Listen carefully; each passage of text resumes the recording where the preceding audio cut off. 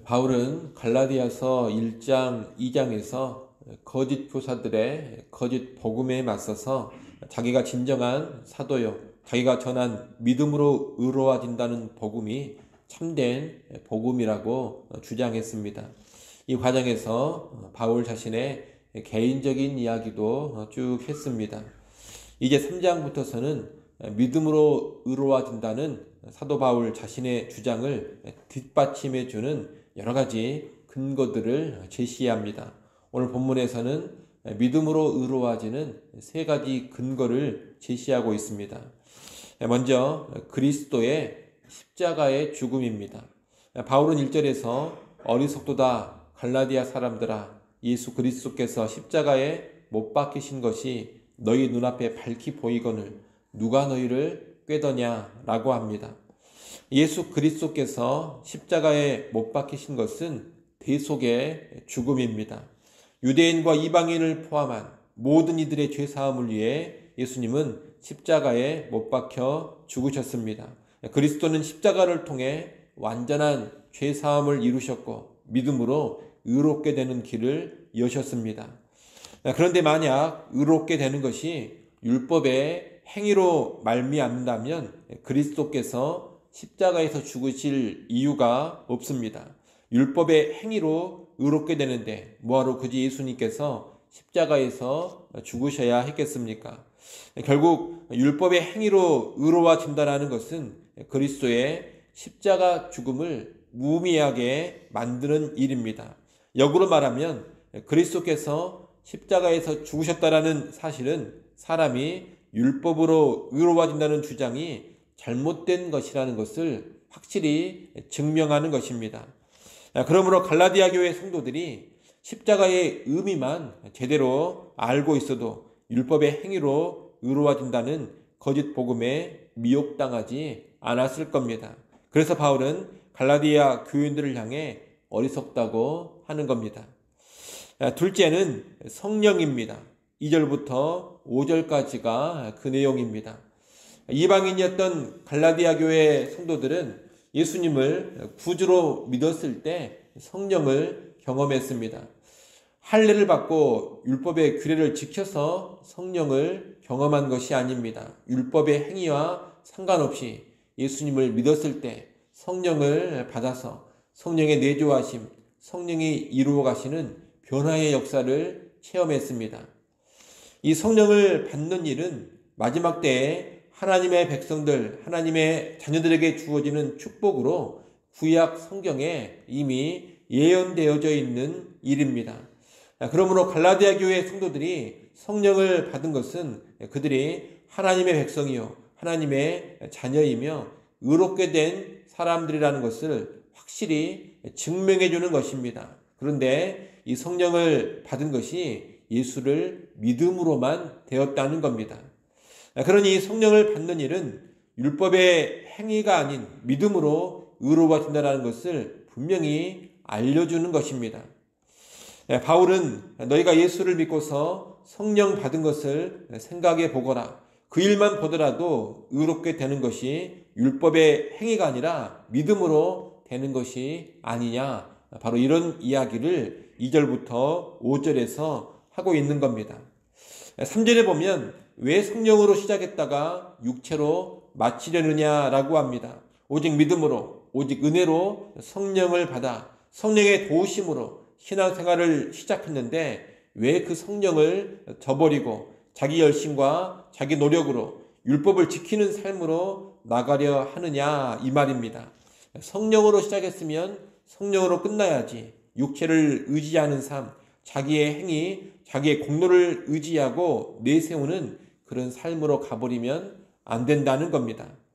더욱이 갈라디아 교회 성도들은 예수님을 믿어 구원받은 후에 성령의 능력과 성령의 도우심으로 온갖 핍박, 많은 박해도 이겨냈습니다. 많은 괴로움을 당했지만 기쁨으로 이겨냈습니다. 그런 고난을 극복한 경험까지 있는 성도들이 이제 율법을 붙잡고 살려고 하니 바울은 답답한 것입니다. 그래서 너희가 이같이 많은 괴로움을 헛되이 받았느냐라고 말합니다. 믿음으로 의롭게 되는 복음을 믿고 핍박까지 받았는데 이제 율법의 행위로 의롭게 되는 거짓 복음으로 가버린다면 얼마나 허무한 일이냐는 겁니다.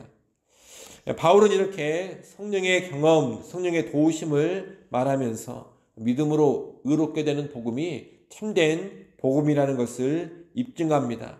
성령을 체험한 그 일만 보더라도 의롭게 되는 것은 율법이 아니라 믿음으로 되는 것이 분명하다는 겁니다. 마지막 세 번째는 아브라함의 예입니다. 구약 성경 창세기 15장 6절을 보면 아브라함이 하나님을 믿음에 그것을 의로 여기셨다, 그런 말씀이 있습니다. 바울은 오늘 본문 6절에서 구약의 창세기 그 말씀을 인용하며 아브라함도 믿음으로 의롭게 되었음을 말하고 있습니다. 유대인의 조상 아브라함은 율법으로 의롭게 된 것이 아닙니다. 사실 아브라함 때에는 율법도 없었습니다. 그러니 아브라함은 정말로 율법과 상관이 없는 사람입니다. 아브라함은 율법의 행위가 없이 오직 믿음으로만 의롭게 된 겁니다. 그런 이 아브라함을 보더라도 사람이 율법으로 의롭게 되지 않고 믿음으로 의롭게 된다는 것을 분명히 알 수 있습니다. 하나님은 아브라함을 대표로 해서 그 누구든지 믿음으로 의롭게 되는 원리를 보여주신 겁니다. 그리고 이방인들도 믿음만 가지면 의롭게 되는 것을 아브라함에게 미리 알려주셨습니다. 천하 만민이 너로 말미암아 복을 받으리라는 창세기의 말씀이 바로 그 말씀입니다. 천하 만민이라면 유대인만이 아니라 이방인까지 다 포함된 것인데 그들 모두가 아브라함처럼 믿음으로 의롭게 되어서 하나님의 백성, 하나님의 자녀가 되는 복을 누리게 되는 겁니다. 이러한 아브라함에 관한 구약의 말씀들을 보면 유대인의 혈통으로 태어나서 할례를 받고 율법을 지킨다고 해서 아브라함의 자손이 되는 것이 아닙니다.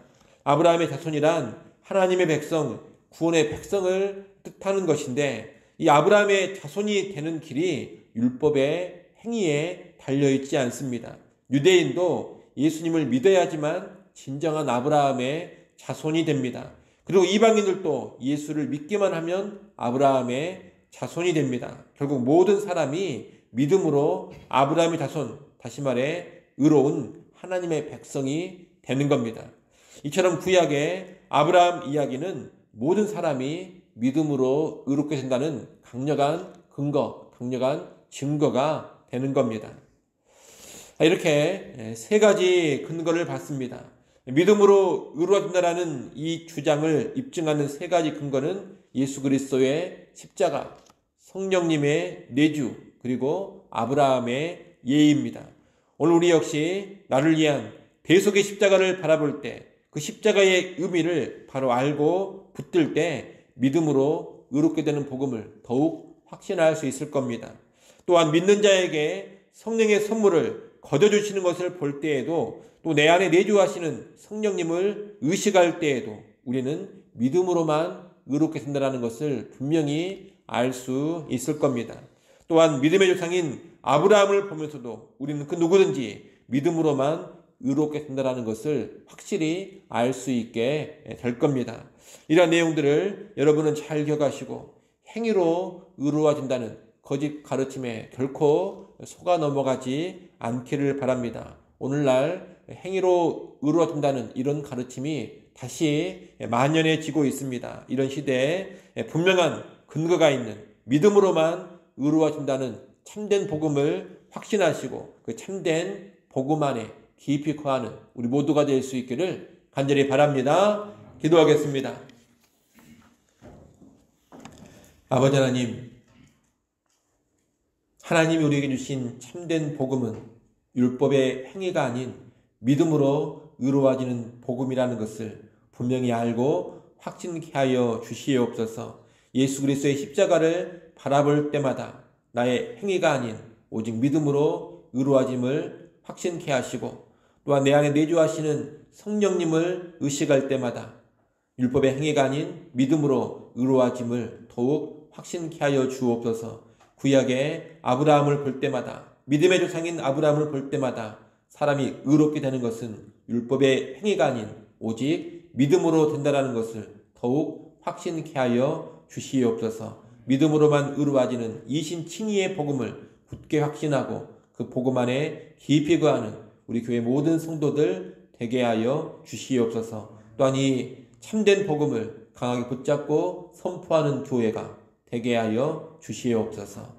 아버지 하나님, 이 새벽 시간 하나님께 다시금 나와 엎드립니다. 겸손히 하나님 의지하게 하시고 하나님의 능력과 은혜와 긍휼을 구하게 하여 주시옵소서. 이 새벽 시간을 통하여 하늘의 은혜를 힘있게 하시고 하늘의 평안 누리게 하여 주옵소서. 한 사람 한 사람 찾아오셔서 그 심령을 만져주시고 위로하시고 새롭게 하시며 이로부터의 권능으로 덧입혀 주옵소서. 예수님의 이름으로 기도드리옵나이다. 아멘. 하늘에 계신